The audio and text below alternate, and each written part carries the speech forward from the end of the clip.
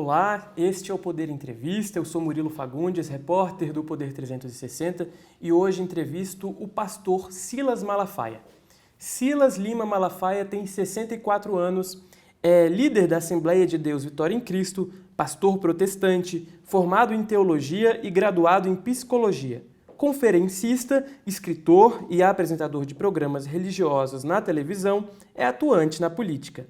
Foi considerado pelo presidente da República, Jair Bolsonaro, seu conselheiro. Pastor Silas, muito obrigado, pela entrevista. Sem problema, honra. Agradecemos também a todos os web espectadores que estão acompanhando este programa. Esta entrevista está sendo gravada em 22 de setembro de 2022 por videoconferência. Pastor, abrem aspas aqui, conselheiro mesmo, fecham aspas. Foi assim que o presidente Jair Bolsonaro descreveu o senhor no culto do seu aniversário na última semana. Eu gostaria de saber de que forma que o senhor aconselha o presidente Jair Bolsonaro. Olha, o presidente da República, se alguém pensa que não ouve ninguém, não escuta ninguém, certo? Muita gente enganada. Muitas vezes, em temáticas interessantes, ele me liga questões do mundo evangélico, mundo religioso. Ele me pergunta, porque não me pergunta coisas de governo, porque eu não sou, certo? Eu não tenho essa autoridade em assuntos governamentais. Mas tudo que envolve o mundo religioso, tá? Ele me consulta, ele me pergunta, tá? Essa é uma questão ou alguma posição séria que ele tomar, ele não consulta, ele fala, né? Ele diz, vou fazer isso, vai por causa disso e tal, ele fala. Então, por causa da amizade de longa data que eu tenho com ele, fora de ser candidato a presidente, quando ele era deputado, eu fiz o casamento dele, essa coisa toda. Isso, então, provocou um relacionamento, porque eu me posiciono o tempo inteiro também, né? Eu não me posiciono só no viés, mas me posiciono em todas essas questões. Então, quando tem alguma coisa polêmica, ele conversa comigo. É essa a questão. Então, a periodicidade, no caso, não é uma coisa certa, assim, vocês se falam todos os dias, não? Não é uma coisa, não tem todo dia, ou toda hora. Ou, isso é esporádico. Tem semana que fala algumas vezes, tem semana que não fala nada. E durante esses 4 anos, pastor, como que foi esse contato? Ele cresceu? Ele chegou em algum momento a diminuir? Como que foi essa relação? Ele cresceu e, como ele mesmo disse lá, veja, quando o negócio está pegando fogo, ele nem escuta meus áudios, porque eu não trato o presidente, sabe, como algum bolsominions que diz assim, eu questiono, eu dou na canela, eu digo, isso aí para mim está errado. Então, quando o negócio está fervendo, que ele sabe que eu estou questionando, ele não quer nem ouvir, porque eu falo as verdades. E aí ele não escuta? Ele diz que não escuta, mas depois ele não escuta na hora do pau, que ele não quer ouvir. Essa que é a verdade. Mas ele escuta, sabe? Porque eu não trato excelência na intimidade de Bolsonaro, não ferra. Sai fora, cara. Para que falar isso? Isso é besteira. Eu trato ele assim, ele aceita. Ele não olha como é que está falando comigo. Ele também, o pastor, o Malafaia. Então eu trato ele, Bolsonaro e Malafaia. Na intimidade, claro, lógico. E durante o período eleitoral, esse contato se tornou mais presente também, pastor? É a mesma coisa. Por exemplo, quando estava em dúvida se ele ia ou não no debate da Band, eu entrei e falei, você tem que ir, você não pode correr, você está com a verdade, você não deve nada, bota para quebrar, parte para o ataque. Isso eu falei com ele. Nos próximos debates, ele diz que tudo tende a ele ir, né? Pro do SBT e pro da Globo. Eu estou falando antes, estou falando do debate. Tinha uma dúvida se ia, se não ia, do da Band. Tá certo? Não estou falando desses agora, que ele disse que vai. Mas havia uma dúvida, vai ou não vai? Certo? Tinha um grupo que defendia para ele não ir, outro grupo defendia para ele ir. Eu e Fábio Van Garden defendíamos para ele ir. Então, não, você tem que ir.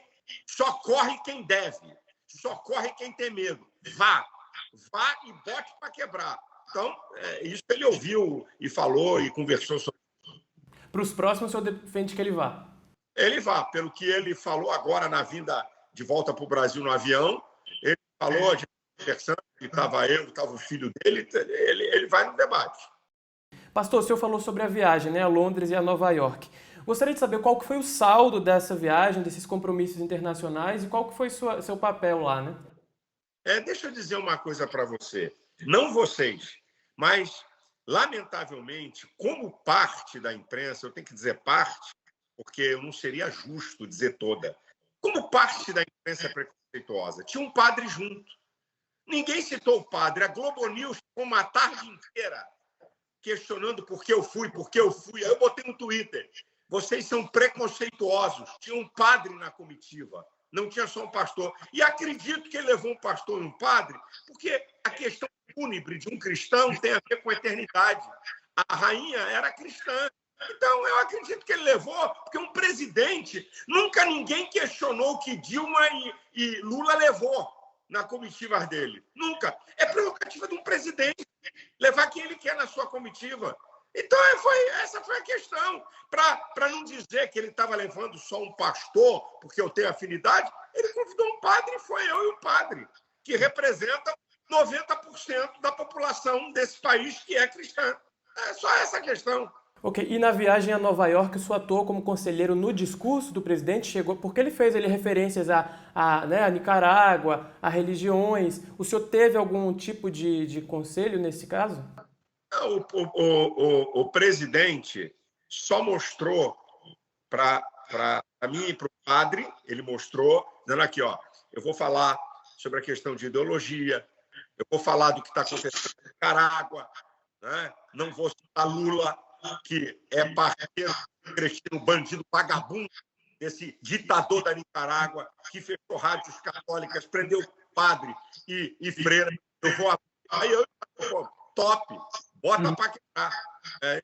Ele não mostrou o discurso todo, para mim nem para o padre. Ele mostrou a parte que tinha a ver, o que eu achava, o que o padre... Tá bom? O que vocês acham disso aqui? Foi só nessa parte que ele perguntou para mim e para o padre.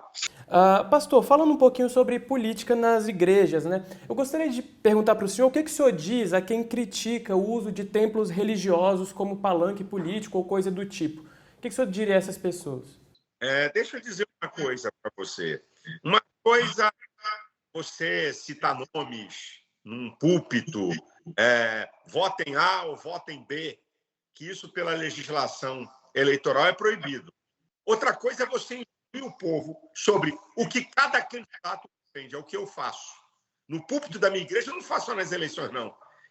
Há 40 anos que eu dou consciência de cidadania ao povo evangélico. Então, no púlpito da minha igreja, eu digo assim, bem, vocês têm que escolher quem está afinado com seus princípios e valores e quem não está. Quem é que apoia aborto? Quem é que apoia a ideologia de gênero?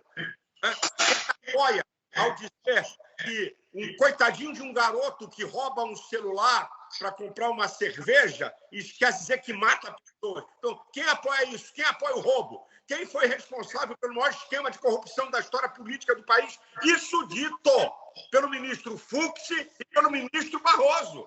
Tá aí os vídeos aí. Tá dito por eles.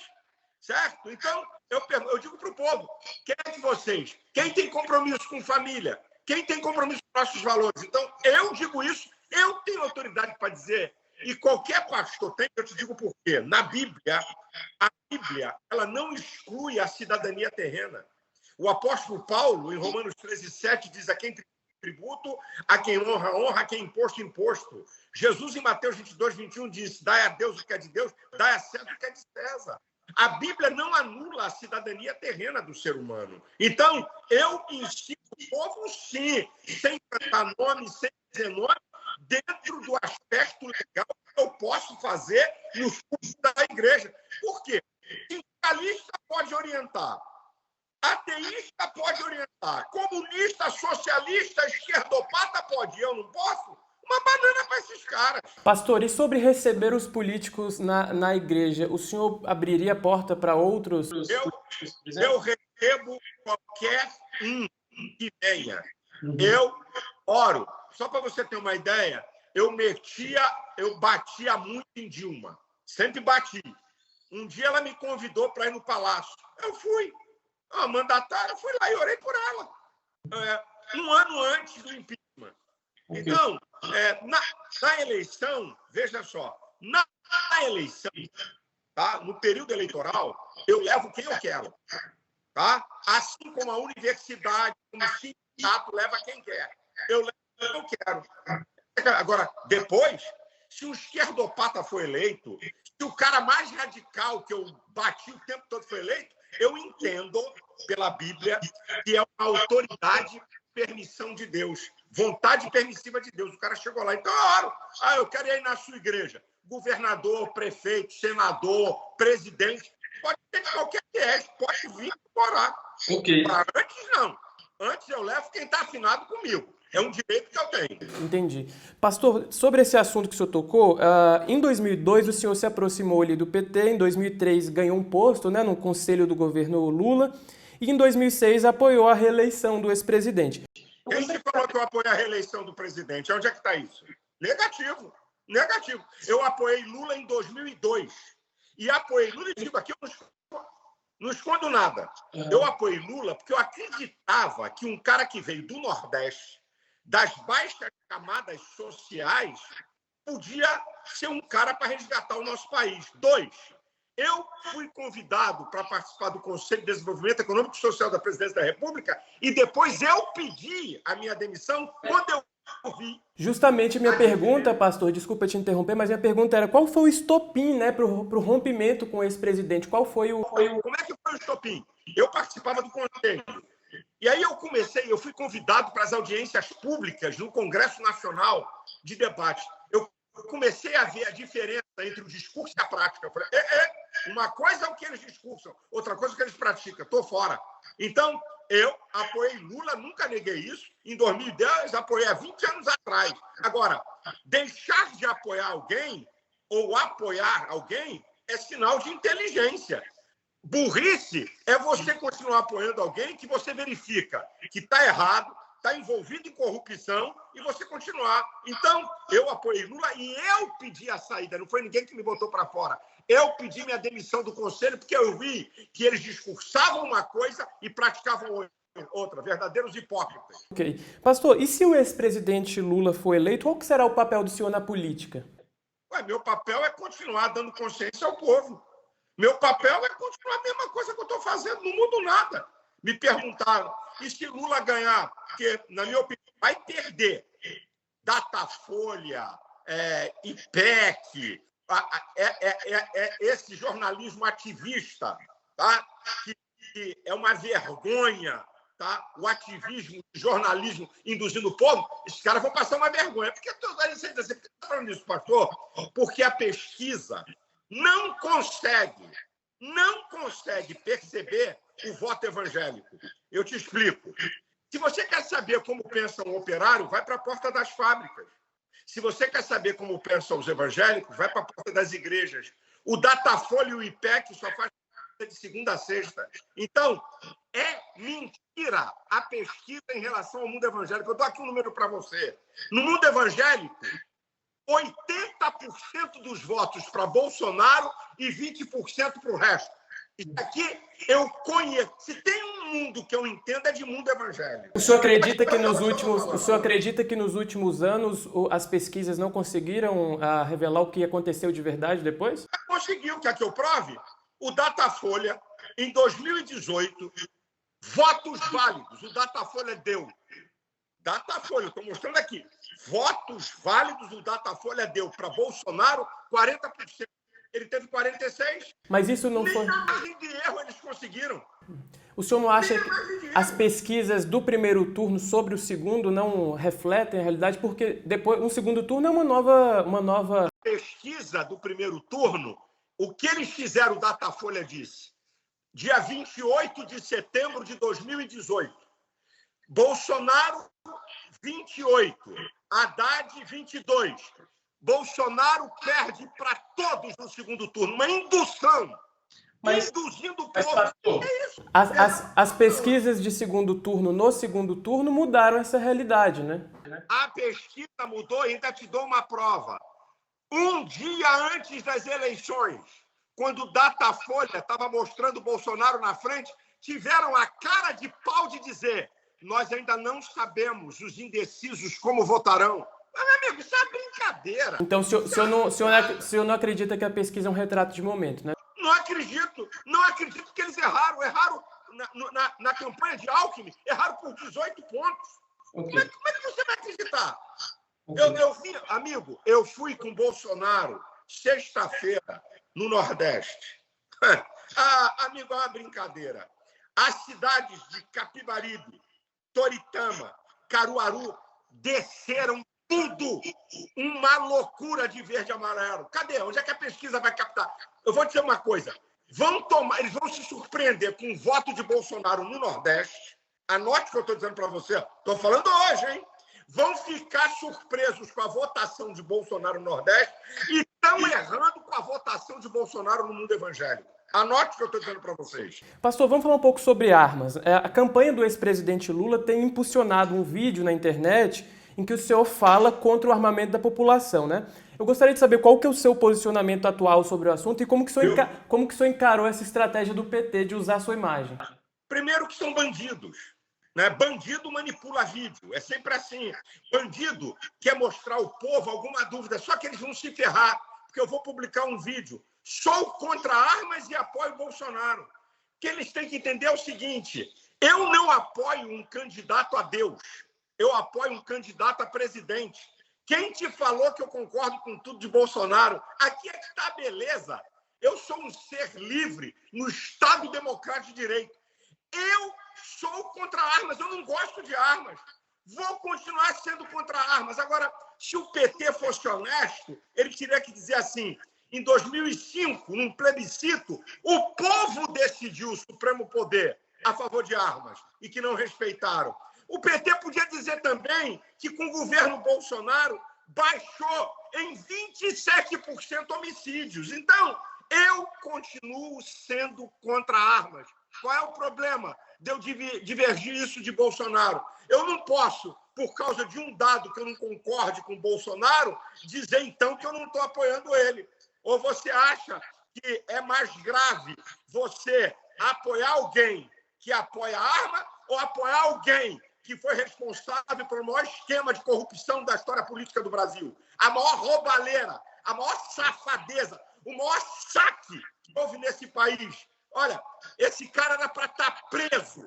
Se isso aqui tem uma justiça séria, era para ele estar na cadeia. Um bandido, ladrão, corrupto, com o governo mais corrupto só no nosso país, minha gente. Isso é uma vergonha. Pastor, muito se fala sobre a pauta de costumes com o senhor, mas eu gostaria de escutá-lo mais sobre a pauta econômica, né, na verdade, qual que é a avaliação do senhor. Porque, principalmente sobre a extrema pobreza. Como que as lideranças evangélicas têm atuado junto à política para conter o problema da fome, né, que é um problema tão grave aí na vida dos brasileiros? Meu querido, deixa eu te falar uma coisa. Quem tem moral para falar sobre isso somos nós. Nós temos uma obra assistencial, tem 1 centavo de governo que ninguém tem. Por exemplo, eu tenho uma entidade, Associação Vitória em Cristo. Nós mantemos trabalhos de ajuda a 3.000 pessoas por dia. Então, se tem um grupo social que resgata a gente como ninguém, não tem nenhum outro grupo social, nem governo, chama-se Igreja Evangélica. Dá dignidade às pessoas, mostram que elas têm valor e que elas podem conquistar, sabe? Você tem que trabalhar, você tem que lutar, você tem que se posicionar. Trabalho social. Na minha igreja, na igreja que eu sou pastor, nenhum membro passa fome. Eu não posso dar dinheiro para membros porque existe um princípio de isonomia. Isso é, se eu der dinheiro para um membro, eu sou obrigado a dar para todos. Mas na igreja que eu sou pastor, eu tenho um trabalho social tão violento com pessoas formadas em área de serviço social, funcionários da igreja, sabe? Para poder mapear todo mundo que tem alguma necessidade. Eu tenho a honra de dizer que na igreja que eu sou pastor, eu tenho mais de 200.000 membros, nenhum membro da minha igreja passa fome.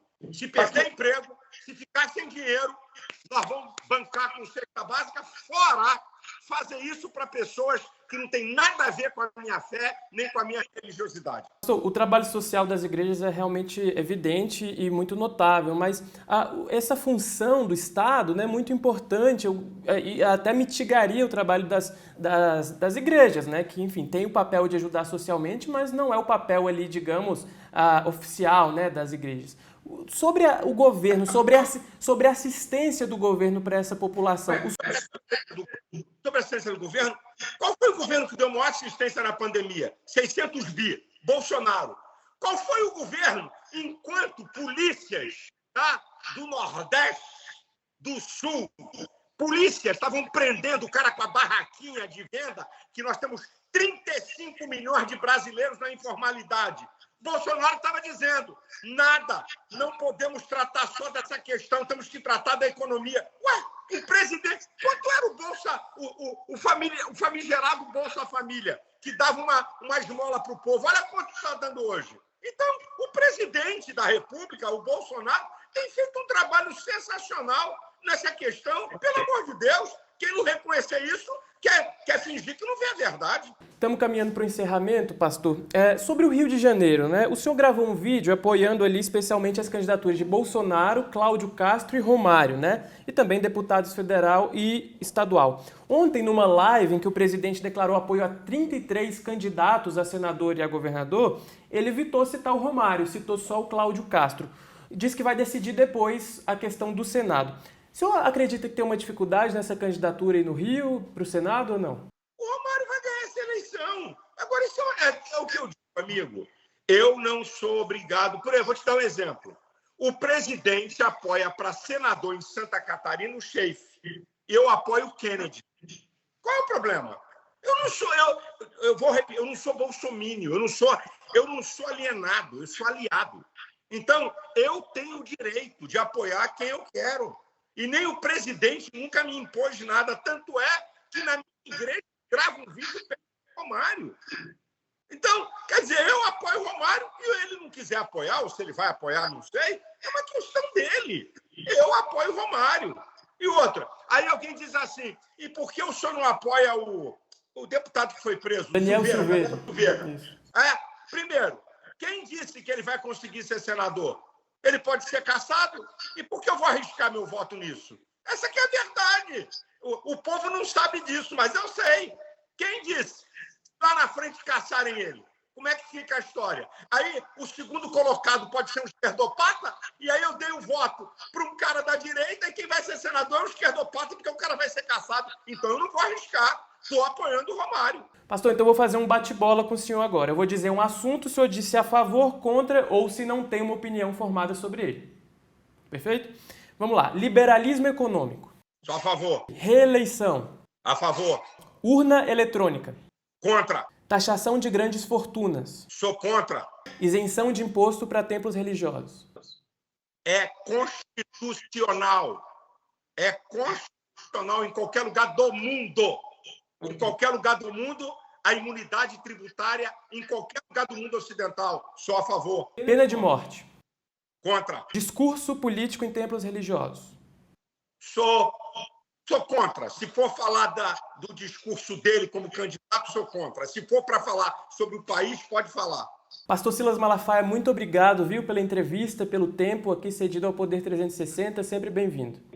Eu que agradeço a vocês. Obrigado pela abertura, certo? Por deixar a gente falar e não querer induzir aquele que está sendo entrevistado ao que o apresentador quer. É isso aí que você acabou de fazer. Você pergunta, eu decido o que quero responder. E não o que muita gente faz, que é induzir. Parabéns para vocês. Chega ao fim, então, mais uma edição do Poder Entrevista. A você que acompanhou até aqui, meu muito obrigado. Para ficar sempre bem informado, inscreva-se no canal do Poder 360 e ative as notificações. Até a próxima!